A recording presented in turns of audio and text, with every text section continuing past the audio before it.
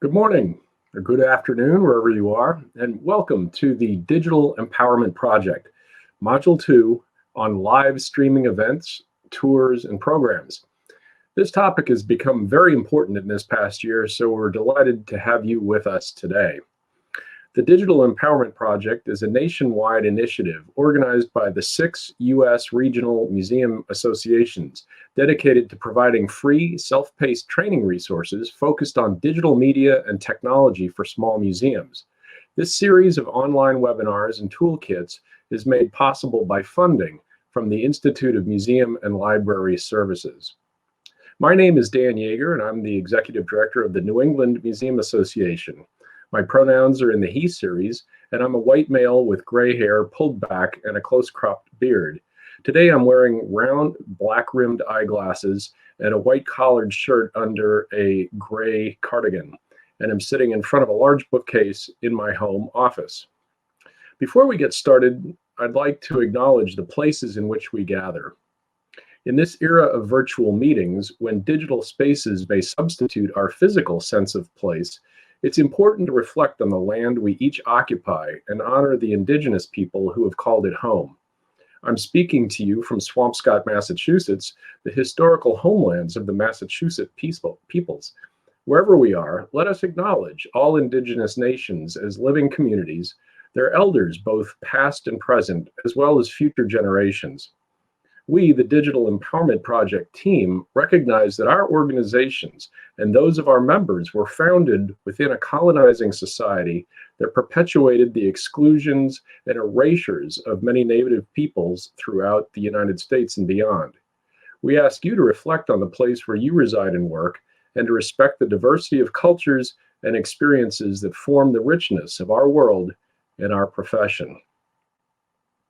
Now it's my pleasure to introduce the speaker for today's technical workshop, Intro to Live Streaming, David London, Chief Experience Officer of the Peel Center in Baltimore, Maryland. David is a curator, storyteller, and magician who has spent more than 15 years creating theatrical and interactive experiences designed to spark the imagination and inspire new ways to see and engage with the world around us. After discovering that he was a magician at 7 years old, he has built his career utilizing magic to tell stories and explore ideas. He's created 10 original theatrical magic productions and regularly presents talks and workshops on both magic and the show business around the country. In the last several years, David has shifted his energies to using his unique form of storytelling to illuminate history. Recently, he served as guest curator at the Jewish Museum of Maryland for Inescapable, the life and legacy of Harry Houdini, and also created Humbug, the great P.T. Barnum Seance and Traveling Museum, both of which are now touring the country. We're so grateful to David for offering us his expertise. Please join me in welcoming David London. David?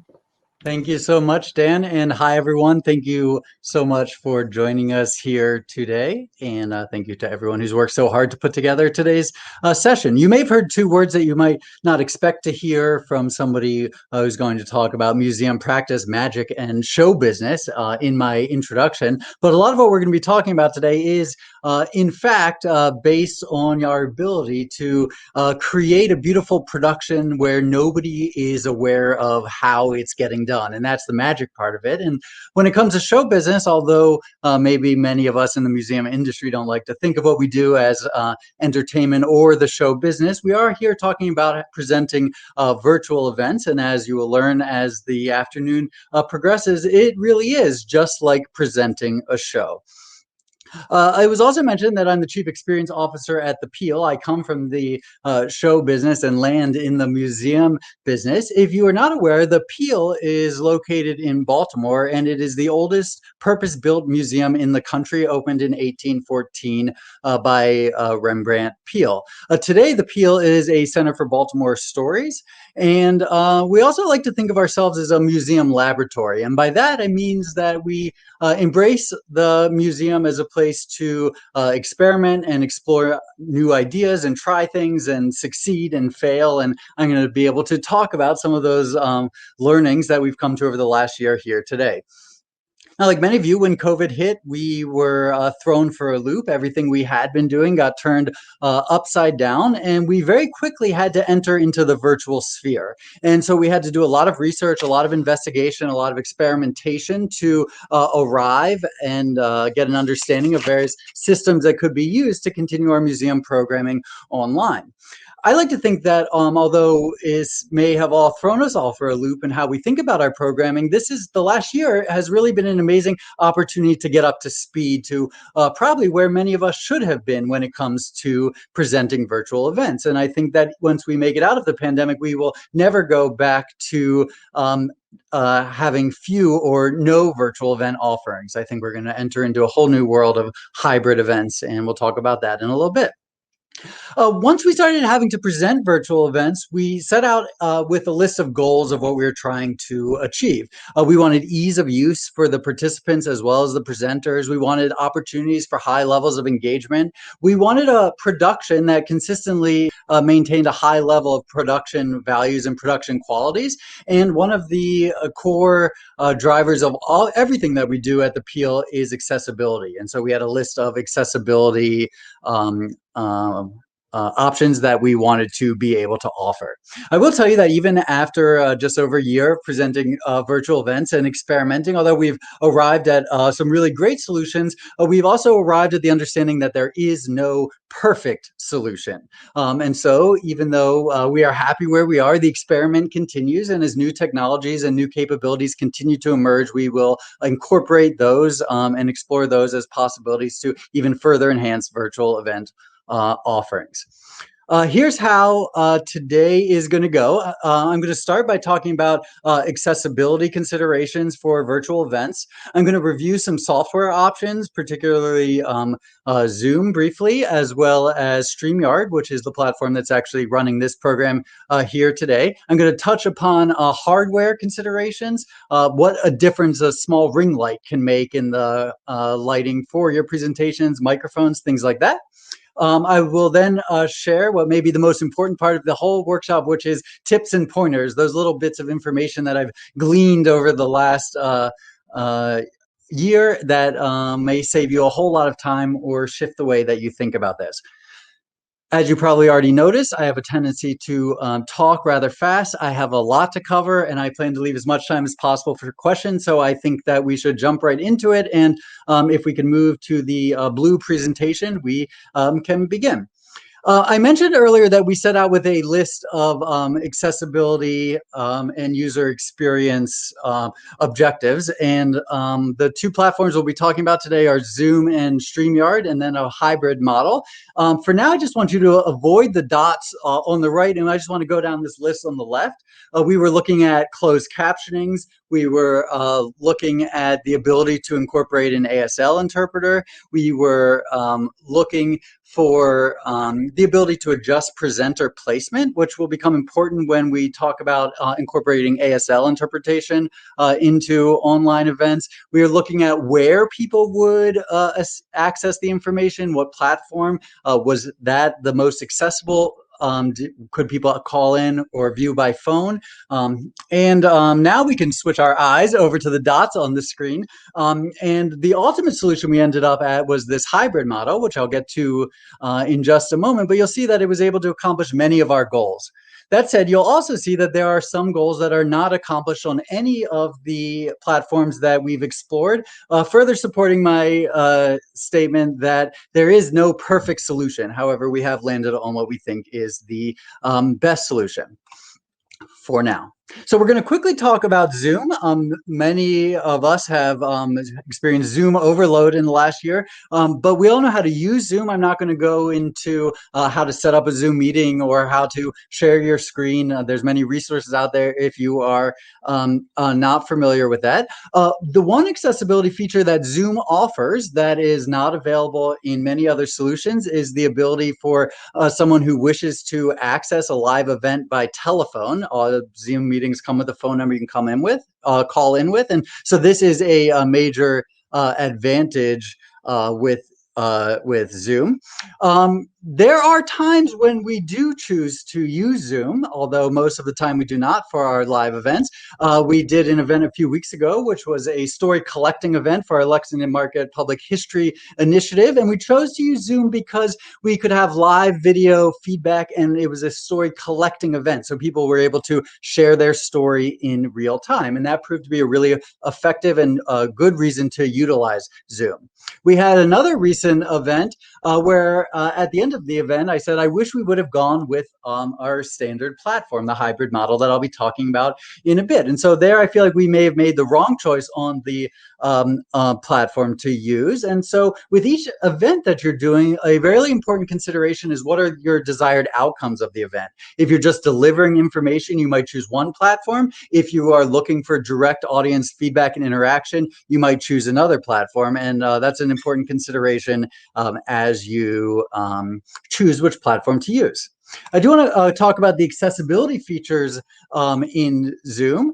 The first one, on the bottom of your Zoom screen, you have the option to click the CC button, the closed caption button for live transcript, and you are able to assign anyone on the call to be a live transcriber, or if you are utilizing an outside transcription service, you can assign that participant to enter that information. You can also enable the auto transcription, which are computer generated captions. They are lower quality and there are more errors than human captions. But if you are not able to have live card transcription, the auto captions are a valid option. You're also able to click on any particular participant once they are in the Zoom meeting, and you can assign closed caption to them. So you would have that person pre-selected, and then they would take over the caption roles. The other thing you're able to do in Zoom is add a spotlight, which means that you can choose to have a single participant who is on screen appear on everyone's screen. And that's what we would be doing right now if we were watching this presentation in Zoom and we wanted to have our ASL interpreter spotlighted for everyone. Now, I would say that the biggest reason that I don't think Zoom is an ideal solution for every live event is that viewers always have the option as to the display on their screen. So even though you can spotlight someone, viewers can override that. They can choose to see all participants. And so you don't ultimately maintain the highest level of control as to the final product that your viewers are using.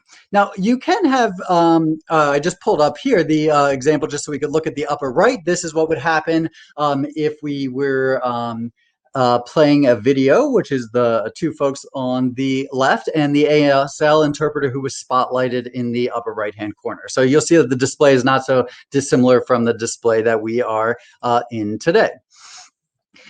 You can ask people to log into Zoom, where you share the Zoom information, and your viewers or your spectators or your participants are logging into Zoom in order to experience the presentation or the live event. But you also have the opportunity to share the Zoom event live as it's happening on a single other platform. You have two options. You have Facebook and you have YouTube.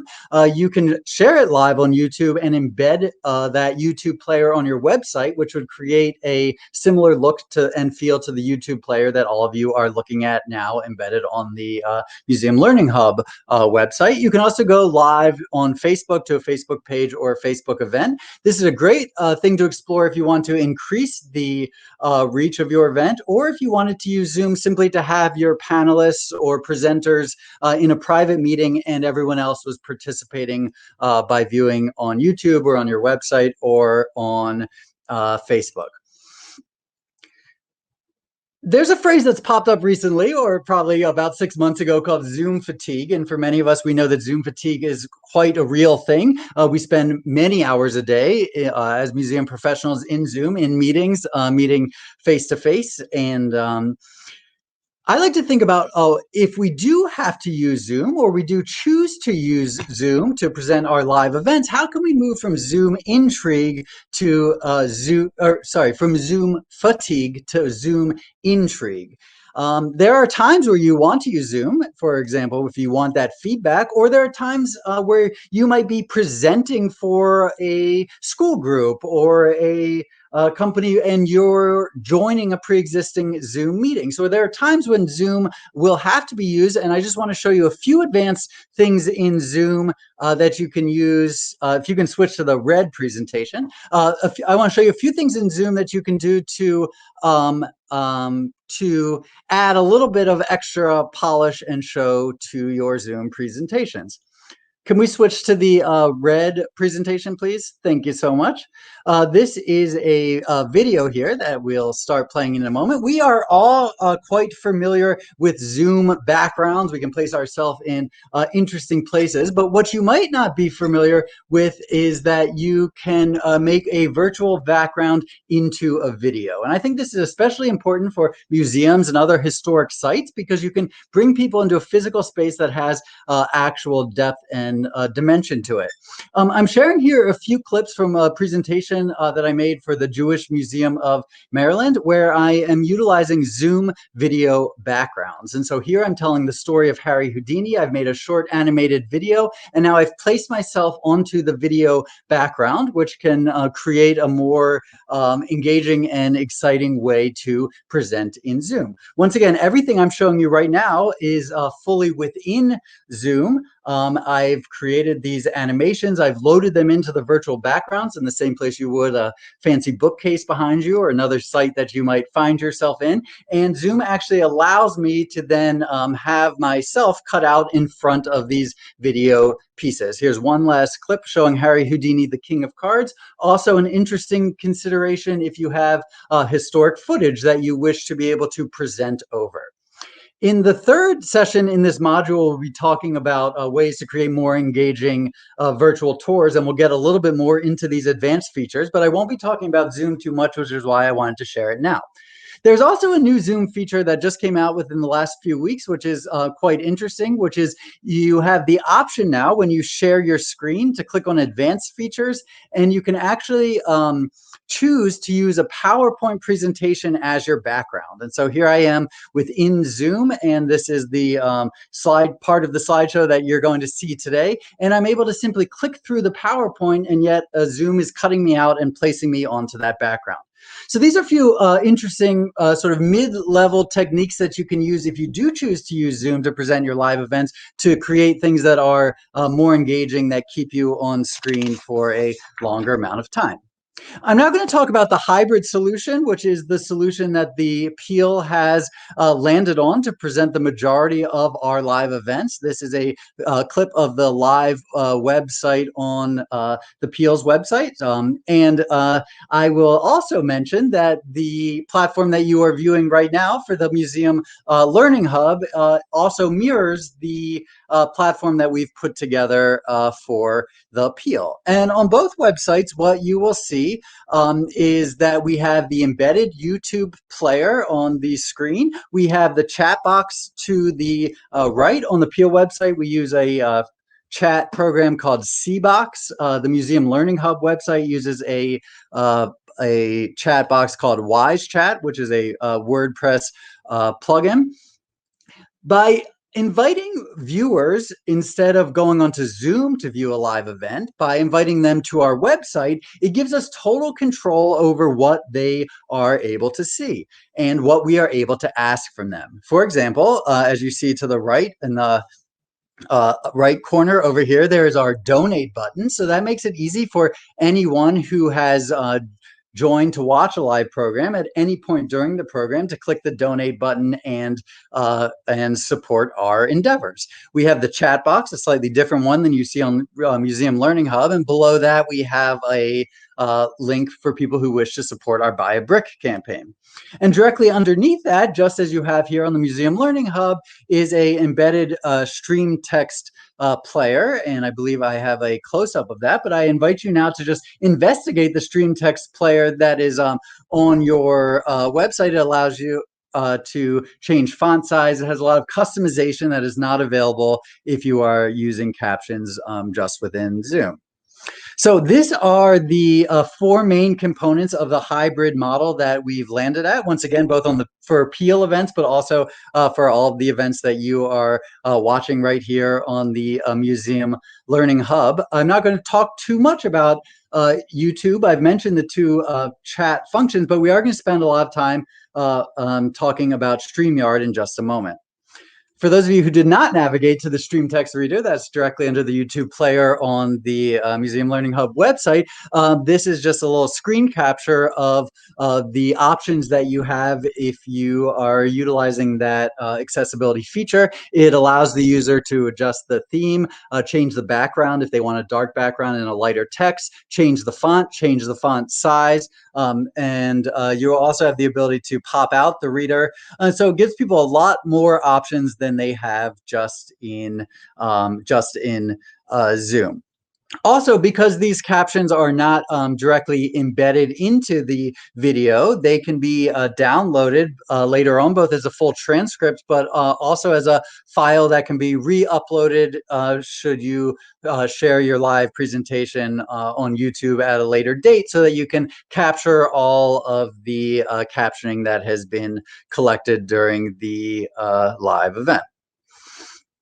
We're now going to jump into StreamYard a bit. And before I do, I will tell you that this presentation you're watching today is actually being managed in StreamYard behind the scenes. And from StreamYard, it is being broadcast to YouTube and then embedded on the Museum Learning Hub website. I'm not going to do a full teaching of how to use StreamYard, but I did want to point out many of the features that are available and how easy it is to use. I will also say this and acknowledge that there are other platforms that do similar things to StreamYard. For example, Restream is quite a popular one, and we have landed on StreamYard because of its ease of use, but there are other options for this out there. Creating a live event is rather simple. You link your account to where you would like to stream to. We have it set up here for our Facebook account and our YouTube page. You enter a title for the event, you enter a description for the event, and then you choose when the event is going to take place. Here I am setting up the event for today at 4:30. Once the event is created, you then immediately get a link that you are able to share with your participants, highlighting the link here.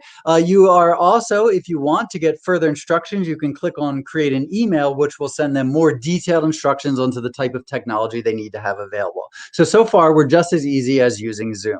When it's ready to start your event, you enter into the broadcast studio, you type your name, and you find yourself within the meeting. This is the panel that is seen by presenters. Only one person who's hosting the meeting will see this panel. And you see in the upper right where my mouse is hovering, there's a Go Live button. The moment I press that, I am now live on YouTube or Facebook or any other platform which I have connected. I should mention that I'm being joined right now by our two guests today that you see appearing across the bottom of the screen. I'm there on the left, and next to me is Mr. Harry Houdini, who will come in just a moment, and next to him is P.T. Barnum. And so the three of us will be the participants in today's imaginary session here. One of the great advantages of StreamYard and what you're seeing happen right now is that the presenter actually has control over the screen and what every single viewer is seeing. Because StreamYard is converting this into a single video file that is being broadcast out, everyone across all devices is seeing the exact same thing. And so this gives you a really high level of control. You are also able, just like you are in Zoom, to share a screen or share a video file. So you can share a presentation in here. Here I am sharing a video file just to show you what that looks like. And as the presenter, I'm given controls so I can control what is being seen at any given moment. Coming up here, we will show you how the screen sharing works, and it is just like you are familiar with in Zoom. So you can share any part of your screen, you can share a Chrome window, and it will make that shared screen fill into a large section. Now, a really nice thing that you are able to do here is I've clicked on the banners tab over here. I've moved myself to a prime position, and I've added banners that have my specific titles on it that advertise the museum if I know I'm going to be talking about that. And I've added it for my guests as well. Here we are with P.T. Barnum, or when Harry Houdini comes on. And so it allows you to have what, in the TV business is called the lower thirds. And so you can put up labels. You can also have what you saw when you first logged on today, which is a scroll bar across the bottom. And I'm setting that up now. Here I am, sorry, setting up a test, but here I am setting up a scroll across the bottom, and I'm typing Hi Museum Learning Hub, and I click the button that says scroll across the bottom, and now that will scroll across the bottom of the screen. So you start to see that a simple program like this starts to give you options that can make your presentation much more polished. And here I am just showing you what is the third tab on the right, which is the branding features. I'm adding myself back in so you can see what these branding features do. But this allows you to customize the color. So if you want to match your organization's logo, you have an infinite selection of colors to choose from so that your presentation can really be customized in any way that you want.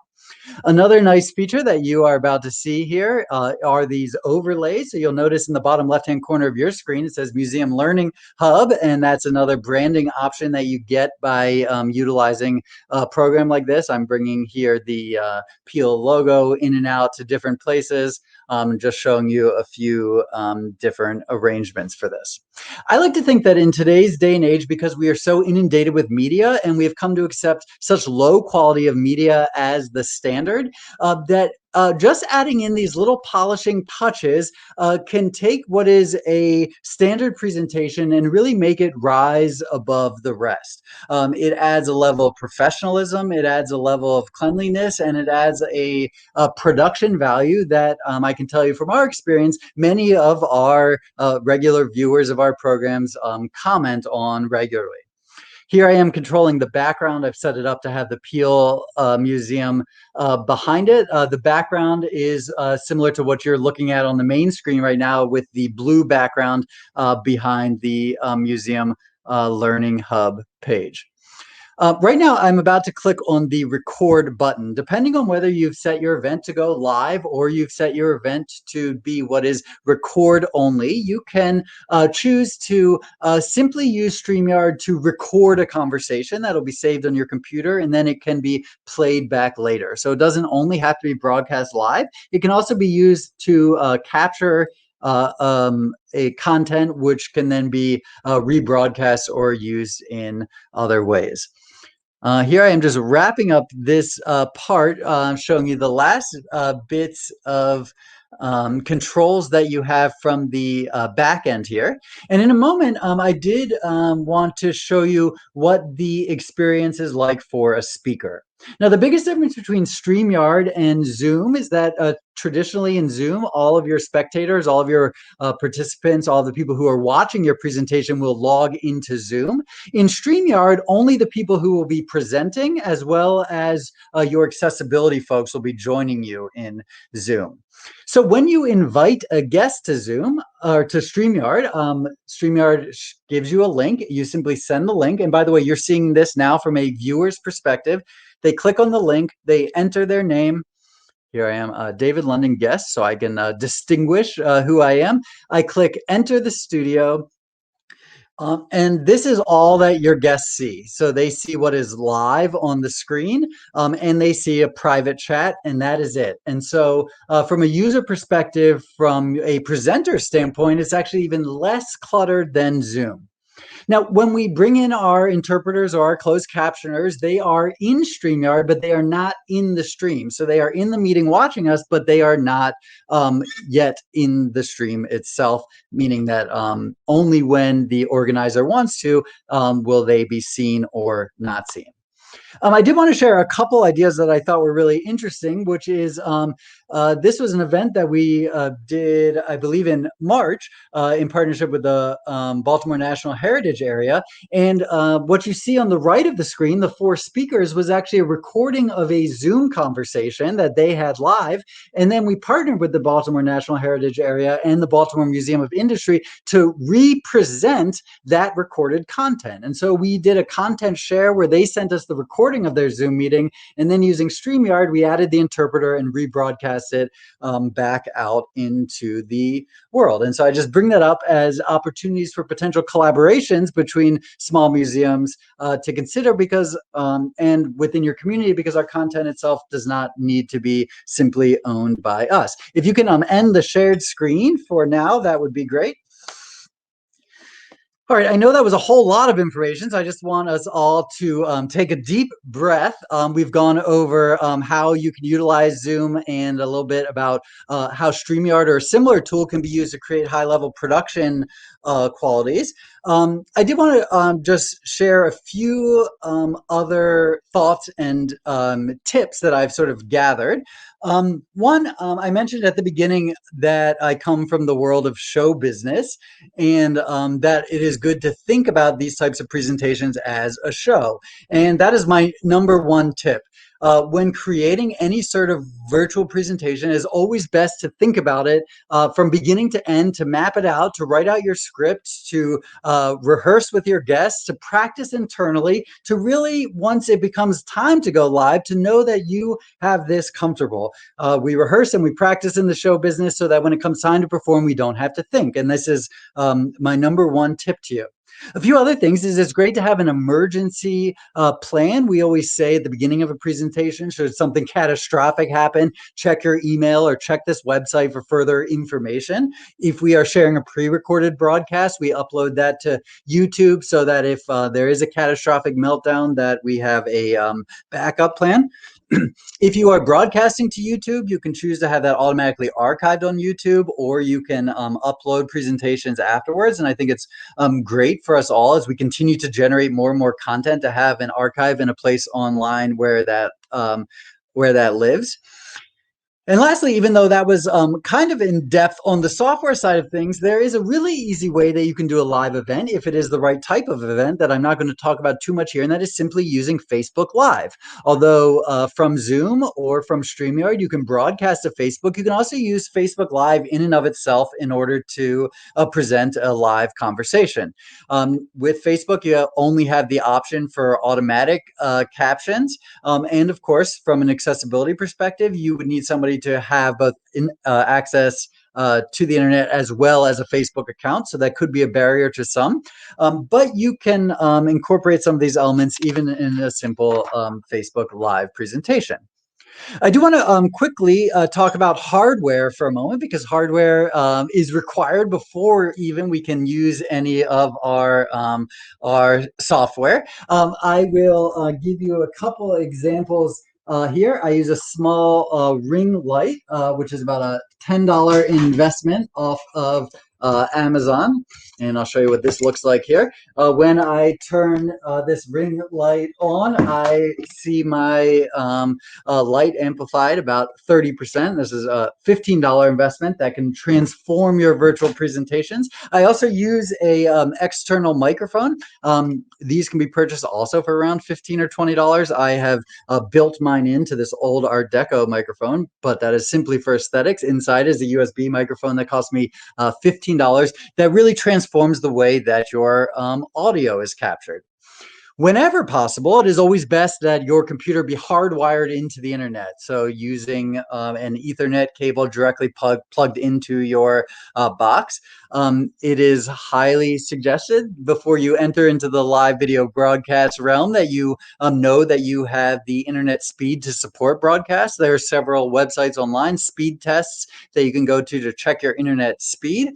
Also, when you're doing rehearsals and you're doing your practices, you'll be able to see if the people that you are working with are experiencing any delays from your internet connection. Whenever possible, I always prefer to give a live broadcast with a second monitor. This is especially useful the more content that you start to manage. If you have a PowerPoint and a video file and you have StreamYard open, a second monitor will really make your life easier, but it is not essential. It can absolutely all be done with a single monitor. One thing I definitely suggest is at least having a second device available, like I do right here. And you can see on this device right now, this is my iPad, that I have up on the iPad the presentation that is taking place right now. And I do that so that I can look and know that everyone is seeing what I believe that they are seeing. And so that's just sort of a backup that I can glance down and know what all of you are looking at this very moment. When you have your computer and you have hopefully your hardwired connection, another big suggestion is to make sure that before you start a live broadcast of any point that you shut down your computer entirely and let it sit for several moments. This will ensure that your computer is not being used by any external programs that are zapping its resources, and lets it take a deep breath before it gets to go on stage, so to speak. If you could restart the blue presentation, if you still have that up. Perfect, thank you. This is a setup that, what my setup often looks like. This was for the Houdini presentation, although I use a very similar setup for this when I'm doing any live event from the Peel. Don't let this overwhelm you if you don't have this technology. This is just where I've landed to make my life as easy as possible when I'm giving a live event. I'll give you a couple other views of that. I also utilize a green screen if I'm on Zoom because it will crop out my background a little bit better. You can stop sharing this screen. Thank you so much. I'm not going to go too much into green screen here, but during the third session in this module, when I'm going into advanced production techniques, I will talk a little bit about green screen there. All right, we're almost at the end. We've gone through so much, and I'm sure there are many questions, but I did want to go over the final component of producing a live event, which is human capacity, the actual staffing that it takes to run a live event. Although I believe that a very ambitious, focused, and dedicated single person could absolutely run a successful live event, it is my suggestion to have at least two people who are supporting the event. You would have one person be the operator or the host, and that's true whether you're on Facebook Live or whether you're on Zoom or whether you're operating from StreamYard.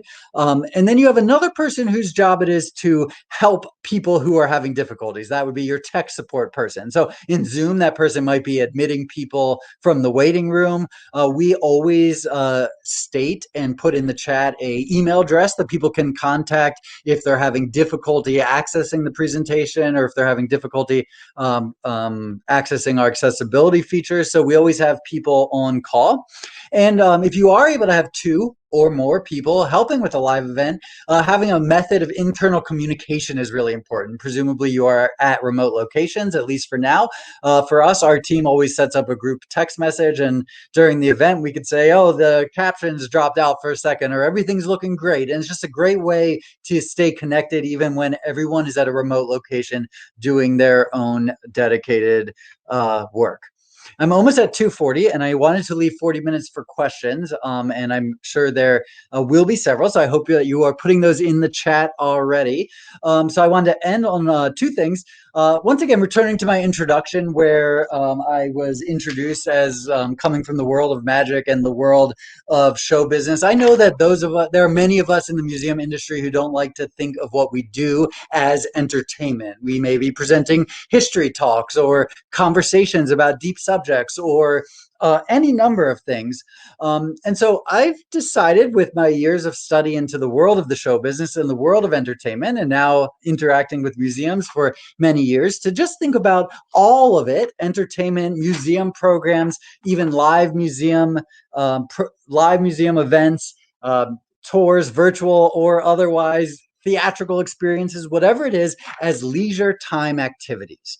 And by doing that, it allows us to recognize that we are, as museums, in competition with a million other things that people could be doing at any given moment.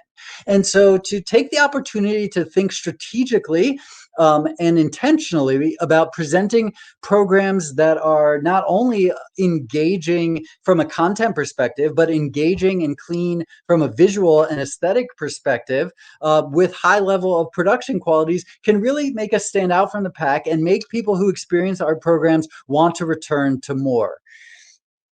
I'm going to make a quick pitch for the next two sessions in Module 2, and then we will hand it over to questions. Next Thursday, also at 2 p.m., Alex Freeman from the Texas Associations of Museums will be presenting the second session, Audience Participation in Live Streamed Programs.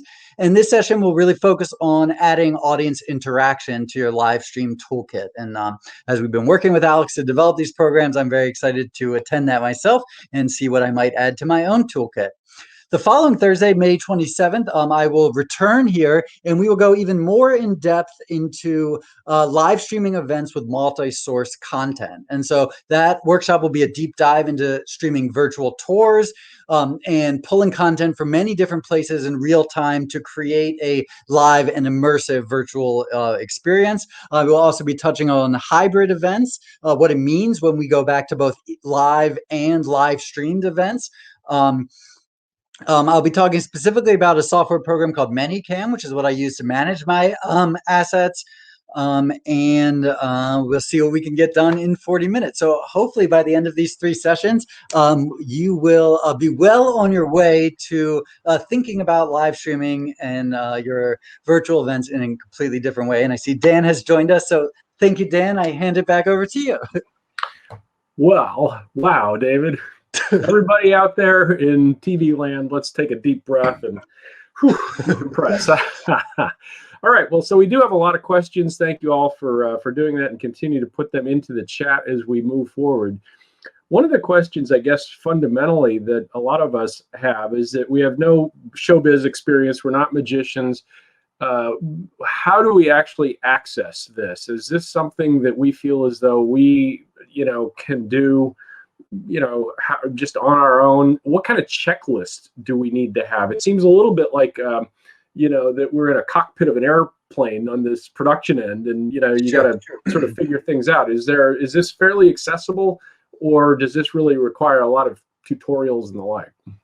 So if you choose to use StreamYard, I think you'll find it incredibly intuitive and completely accessible. We do know, just a quick accessibility note, we did have our accessibility coordinator review StreamYard from an accessibility perspective for a participant, and it is accessible. StreamYard also offers a free version. So if you just wanted to download it and play around with it, you will see just how intuitive and easy it is. To me, it's just sort of like Zoom Plus. It is very familiar, but you just have a few more capabilities. One of my favorite things about it is that it does not have a lot of functionality. It has a few clean pieces that really allow you to transform a presentation. So that's from the technology perspective. Like if you could do, if you've been in Zoom and you choose to use StreamYard, I think you would see a radical increase in your production qualities even if you use StreamYard tomorrow. From a presentation perspective, I think one thing that has evolved at the Appeal over time is recognizing who on our team likes to and can be in front of the camera, and finding people who are able to do that. So it's not, it might not be you, but is there somebody on your board or somebody on your team who can, bring a little show business into the experience? So I think that was a two-part question about both the technology and the presentation. Do you feel like I answered that properly? Yeah, I do. I think, we can access it. Some of it is just sort of an extension. Are you familiar with public speaking? Are you familiar with, sort of being out there? Sure. As one part of it. What types of events are apropos for StreamYard and sort of streaming technology, and what type are not? For example, have you had experience with streaming concerts and live music and those types of things? Is StreamYard good for that? Is Zoom good for that? Yeah. How do those work? And you'll get into the tours the next go Sure. around? Yeah. So we have definitely used StreamYard to do pre-recorded events. So we've done concerts, we've done full pre-recorded panel discussions that we've replayed. So it's great in the same way that, like, when I was sharing my PowerPoint, the presentation can fill a large part of the screen, and then you can have your interpreter or an additional speaker next to the screen. So it's really easy to share it that way. I typically, where I've come to with Zoom, because I don't have control over what people see, and I think part of producing a high quality program is putting the work into making sure that everyone is experiencing the same thing. So for me, I'm leaning towards only using Zoom when I want that direct video or audio feedback from my participants. So, for example, I mentioned the story collection event that we held. It was really great to be able to see who was on the call and say, does anybody want to share a story? Put them on screen and be able to capture that. In terms of producing clean, high quality events, I feel pretty set that StreamYard will be my primary path forward unless I need direct feedback from participants. So in terms of like meetings and collaborations and that StreamYard's not really for that. It doesn't have a whiteboard feature. You can't really do that type of a thing. This is more for presentations, right? Correct. Yeah. StreamYard is meant either to broadcast live, or if you wanted to do this work in advance, you can hit a record button and just capture it. So it's great. But I would think of StreamYard as a production studio as opposed to a meeting space. That Okay. said, there's been times where our Zoom account was being used and I've had people meet me in StreamYard just for a meeting. I mean, it can, if the three of us here right now were just talking and not broadcasting or recording, it would be fine. But it's really a production studio, and that's how it should be looked at, as a way of adding those additional tools on top of your live presentations. It seems it would be great for interviews, though, right? Like a podcast-ish type of a thing. But interviewing people and having several panel discussion, I suppose. Absolutely. Yeah. And it is, to me, the biggest reason to advocate for this is the control of the placement of speakers. That to me is what changes everything. The fact that I can move people around, that I can make someone large, that I can choose how they're displayed, really allows for a consistency, not only in the accessibility, like the interpreter, but just in the general presentation. You have, for a very small amount of learning to get to know the program, you have a boatload of control. And coming from the show business, that's what you want, all the control you can get. Mm. In terms of the technology, are there particular browsers that are more or less capable of handling these? I know sometimes Chrome is suggested versus Firefox, that type of a thing. I'm learning that it's somewhat device dependent. So, for example, on my iPad, where I filmed some of the sections earlier, that my iPad would only log into StreamYard from Safari. I use Chrome on my computer, but I know that other Apple devices prefer Safari for StreamYard. Once again, in thinking about all these programs that we do as a show, what is really important is that you do your dress rehearsal, right? That you get everyone who's going to be on the presentation to log in early, make sure their technology works, and then everyone gets here prior to the event.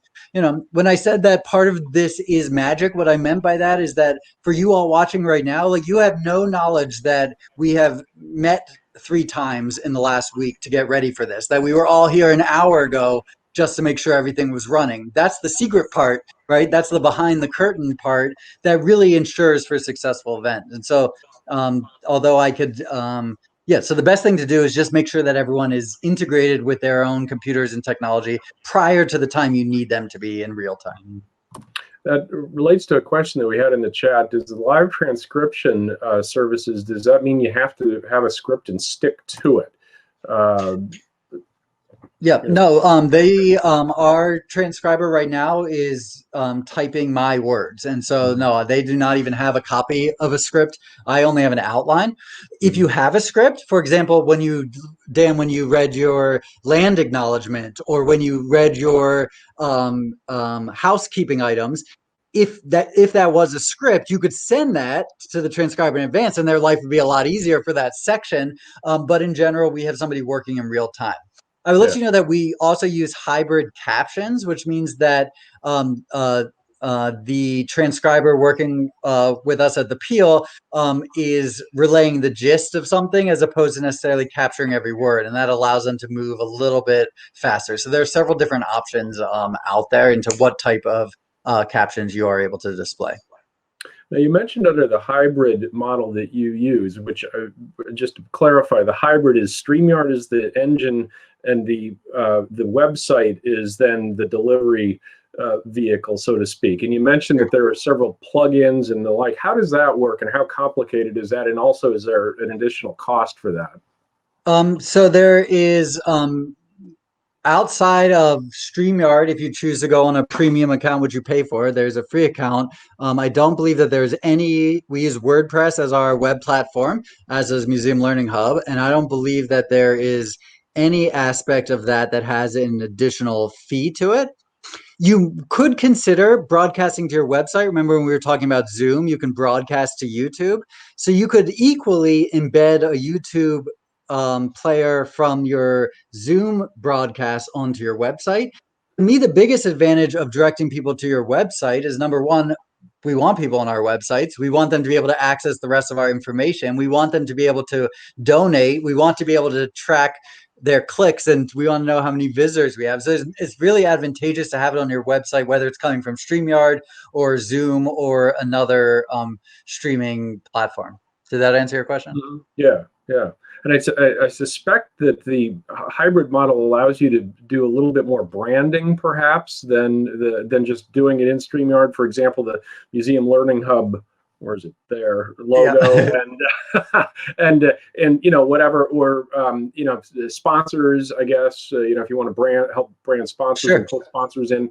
The hybrid model works a little better, and maybe you could explain a little bit how you actually do the branding for your own institution and say sponsors and other Yeah, collaborators. so the Museum Learning Hub logo that you see right now inside the blue box, that's actually coming from StreamYard. But if you are looking at the museum, if you're watching on the Museum Hub, which I'm looking at right now, you have the opportunity, because it's just a web page, to relay whatever information you want. So we are able to relay, like if you have problems getting in, hit refresh, right? So you are able to customize the web page that is holding your live broadcast in any way that you want.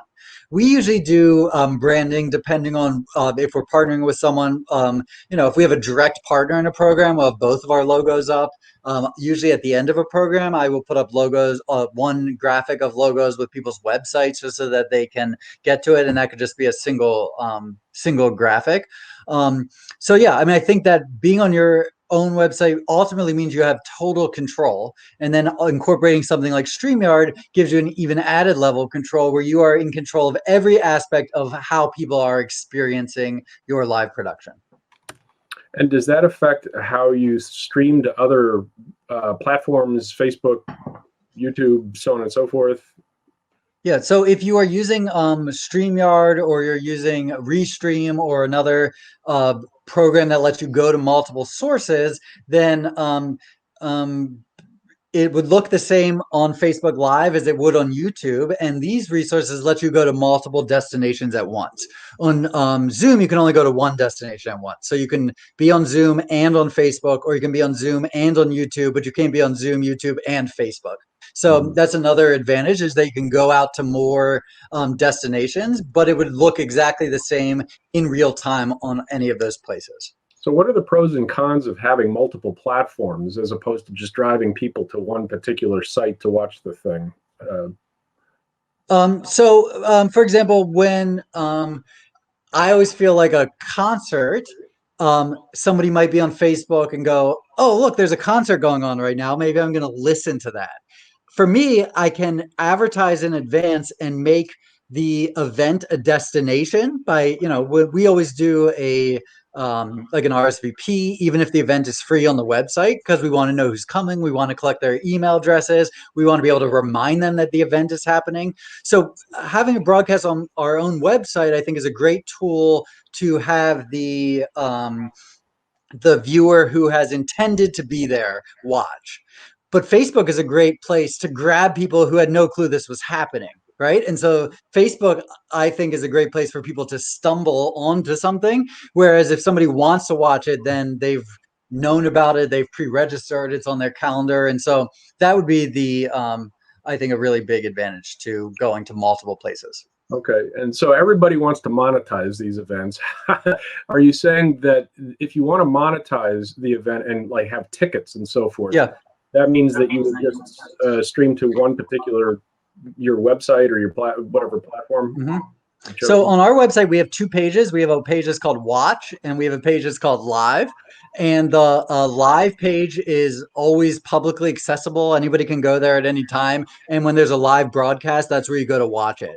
The Watch page is a page on our website that we have set up as password protected, and we can change the password for that. And so basically, I could collect RSVPs for selling tickets for $10. I'm making up the numbers, right? And then everybody who's bought a ticket, I send them the link, go to thepeelcenter.org/watch and enter this password. And then they go and then they can watch it. So it puts one layer of separation from people just stumbling on it, and gives a sort of a more exclusive viewing platform that only people who have RSVP'd and received the password will have access to. Hmm. I guess we have room for one more question, and I guess I would ask, what do you see are sort of the trends and what's evolving in the technology? What can we expect, say, in a year? And I know we all know that Zoom has evolved over the last year, that we've been heavily using it. So as we move into hybrid events and whatever, and just more use of online events, what do you see happening? What I hope is that, the reason that we've had to put together this hybrid model that we use is because the platform that we want doesn't exist, right? For example, like in StreamYard, the only accessibility downside we've discovered is that there's no way to display captions within StreamYard. So if, for example, if I have a deaf presenter, they have no way to get captions. So what I hope is that over the next year is that all of these individual pieces of technology will start to get a better sense of what is actually needed and prioritize those things, so that ultimately the hybrid model can become less and less hybrid. We need fewer and fewer pieces of fewer different pieces to put together in order to be able to accomplish what it is we wish to achieve. And I think that is both on us in the cultural sector to ask for features that we want, but it's also on the technology companies themselves to, as everybody is learning, it's not just us, the museums or the presenters who are learning, like they're all learning too. And so I think that as we progress further and further in these tools that allow us to do virtual events, that we will find that the technologies are solving some of the problems that we've had to solve on our own by piecemealing things together. So, I don't know if there will ever be the ultimate platform that we envision, but I hope that we get forever closer to there, thereby just making our lives a lot easier. If there's one thing, I said it was the last question. If there's one thing that you would want to put on the company's wish lists for museums in particular, the things that we do in particular, what would it be? For museums or for live technologies? No, for museums in particular. Acknowledge that we are. Okay, I'll end with a little bit of Peel history, and then my time will be totally up. So there's three members of the Peel family who were museum proprietors. There was Charles Wilson Peel, that believed that museums should be publicly funded and spent his life soliciting the founding fathers to support his museum. Rembrandt opened our museum in 1814, and he said, this should be a business. So he raised private investment to build the museum and intended to pay his investors back through ticket revenue. And Rembrandt's brother Rubens said, this isn't just business, this is show business. So he started incorporating unusual acts, setting the stage for P.T. Barnum and such. And so I think if there's one thing I want museums to recognize, is that even though those three Peel family museum proprietors had completely different views, 215 years later, what I realize is that they are all right. We do need public funding, and we are a business, and this is also show business. And the hybrid of those three things, I think, is what is going to make all museums successful moving forward. Yeah, awesome. Good answer. Thank you. Well, thank you, David. Really terrific. Thanks for sharing your expertise, and thank you, everybody, for coming. Just a couple of housekeeping things before we go. Visit the forum on the Museum Learning Hub website to ask any questions related to this presentation or any additional tech questions. And then, as David previewed, finally join us for the second technical workshop of Module 2, Audience Participation in Live Stream Programs, with Alex Freeman, Executive Director of the Texas Association of Museums. Thanks, everybody, for attending today's workshop. May you be safe, may you be well, and have a superior day. Thank you so much. Thank you all.